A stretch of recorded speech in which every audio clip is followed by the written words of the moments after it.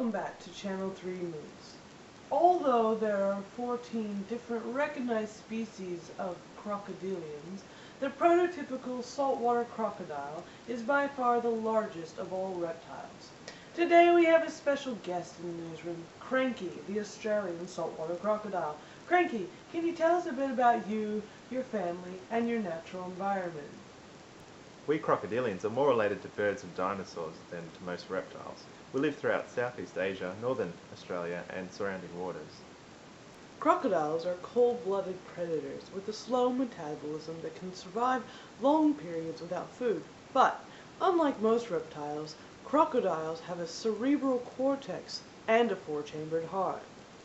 My mum used to say, cold hands, warm heart. We have the strongest bite out of any known animal alive. Take me cousin Clyde. He nearly tore off my tail when I was just 3 meters long.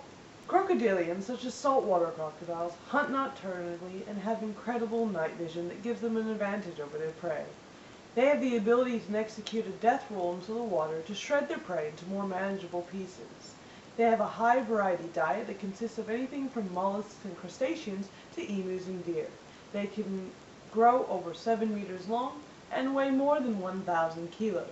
In a totally natural environment, saltwater crocodiles spend most of their time in the water of rivers, billabongs, and estuaries, and come to shore when there's an opportunity to catch prey or bask in the sun. Saltwater crocodiles are the most aggressive of all species of crocodilians, and the males do not tolerate other males in their territory. Breeding periods happen in the wet seasons, where the female will lay 40 to 60 eggs on the shore in a dugout nest, where both parents will guard it fiercely until the eggs hatch 80 to 100 days later. My mum was such a good mum. When I had trouble getting out of the egg, she picked me up and rolled me around in her mouth.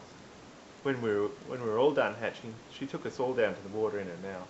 In their natural environment, saltwater crocodiles can live an average lifespan of a human somewhere between 70 and 100 years old. Cranky, how has the lives of you and your family changed in recent decades, and what has driven these changes?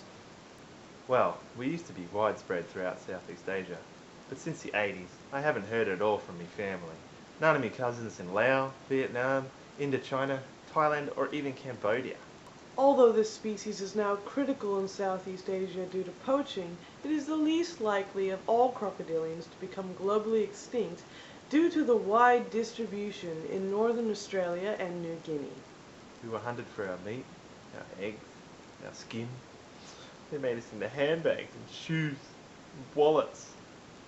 In the 20th century, unregulated hunting caused a massive decline in the species in northern Australia. Saltwater crocodiles have the most commercially valuable skin of all species of crocodiles, and by 1971, the population reduced by 95%. We can't help being beautiful. Currently, the species has a full legal protection in Western Australia, Northern Territory, and Queensland. Although some illegal hunting still goes on, the species has made a massive recovery in recent decades, and now commercial trade of the species and its byproducts is strict but legal in Australia, Indonesia, and Papua New Guinea. Habitat loss is still an ongoing problem. In northern Australia, much of their nesting habitat is at risk of being trampled by feral water buffalo. Even where suitable habitat remains, the land is increasingly being used for human agriculture. The biggest hurdle for conservationism is the dangers that crocodiles pose to humans, which then generates a negative view of reptiles. We're not so bad once you get to know us. Take my uncle. Cranky, does saltwater crocodiles pose a risk to humans? Well, not if you give us space. We tend to be a bit claustrophobic and... Saltwater crocodiles have a history of attacking humans, as they see us as prey in their territory. Once a crocodile closes its jaw, it's unlikely that the victim will escape alive. Yeah, but Nile crocodiles in bloody Africa kill way more than we saltwaters do. It's true that saltwater crocodile attacks are low in Australia, 1 or 2 a year, likely due to the efforts of wildlife officials who post signs around numerous high-risk billabongs, rivers, lakes, and beaches. Blimey, humans! Always taking the fun out of things. In Aboriginal communities, attacks go frequently unreported. That's because Indigenous Australians revere us. According to the mythology of indigenous Australians, the saltwater crocodile was banished from the freshwater for becoming full of bad spirits and growing too large. Yeah, well, come on. According to Sarawak Forestry Chief Executive Officer Ali Yusuf, crocodiles in their habitat should not be seen as a threat, but more for their important role in the river ecosystem to ensure that the rivers are functioning and well balanced, and culling is not always the solution to stop crocodile attacks on humans. That's right. Cranky, thank you for being here with us today. Do you have any parting words for us?